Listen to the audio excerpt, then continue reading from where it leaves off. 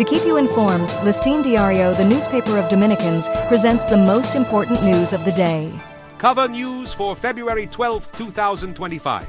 With the rise of the so-called rare earths and the information that the Dominican Republic has potential reserves of around 100 million tons, former President Leonel Fernández asked the government of Luis Abinader to handle the issue with transparency.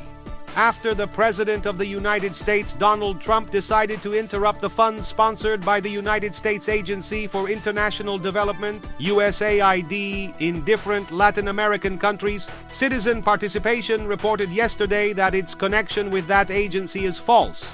The Dominican College of Journalists and the National Union of Press Workers urged the sectors that have accused a group of renowned journalists of improper actions to present the evidence they claim to have and to stop spreading speculation that affects the reputation of these professionals. The spokesperson and press attaché of the United States Embassy in Santo Domingo, Michelle Angulo, declared to Listín Diario that Secretary of State Marco Rubio has put on hold the foreign aid of the United States, financed by or through the State Department and USAID, for review. President Luis Abinader has asked to go beyond the investigation in the case of a public tender carried out by the Office of International Cooperation and then cancelled by the General Directorate of Public Contracts.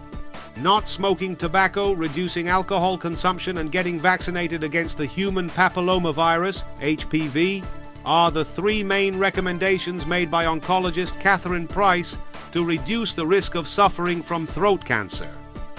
The first stage of the border wall that is being built in Dajabon is still under construction, and a large section of the work has already had solar lamps installed for lighting so that the military can have greater visibility. The policies of the Donald Trump government in the United States, which proposes America for Americans, will favor the economic growth of that nation and in turn will benefit the Dominican Republic, according to two important executives of the American Chamber of Commerce.